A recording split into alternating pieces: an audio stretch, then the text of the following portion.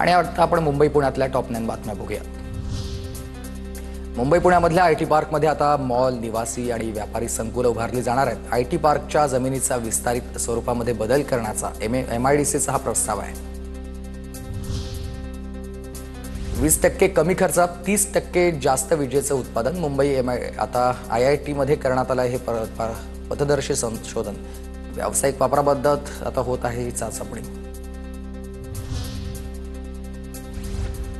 महाराष्ट्रामध्ये 43 नव्या कोरोना रुग्णांची नोंद झाली आहे। मुंबईमध्ये सर्वाधिक 35 रुग्ण आढळलेले आहेत, तर राज्यातल्या एकूण आकडेवारी 209 वर गेली आहे।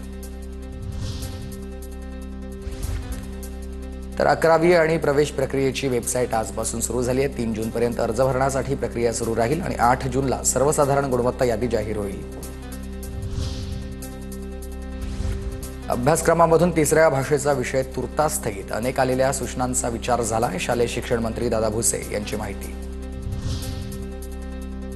मुंबई विद्यापीठाकडून अभ्यासक्रमानुसार शुल्कवाढ करण्याचा निर्णय। मुंबईच्या विद्यापीठांच्या शैक्षणिक परिषदेमध्ये निर्णय, तर 17 वर्षांनंतर शुल्कवाढ करण्याचा मुंबई विद्यापीठाकडून निर्णय।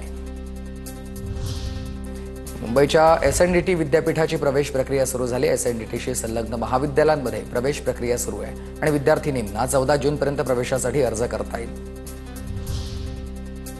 विद्यार्थ्यांच्या सुरक्षिततेसाठी शालेय शिक्षण विभागाचे नवे आदेश जारी। विद्यार्थ्यांची दिवसातून 3दा हजेरी। विद्यार्थी शाळेत नसल्यास पालकांना एसएमएस पाठवला जाणार आहे। आदेशाची अंमलबजावणी तातडीने होईल। मेट्रोनं 1.5 वर्षांपूर्वी कंत्राटदार नेमून देखील कारशेड उभारणी रखडलेलीच आहे। मुंबईची मेट्रो 4 आणि मेट्रो 6 मार्गिका सुरू होण्यासाठी प्रवाशांना प्रतीक्षा करावी लागणार आहे। स्वामी समर्थ नगर ते विक्रोळी, वडाळा ते कासारवडवली या मार्गिकांचं काम रखडलं आहे।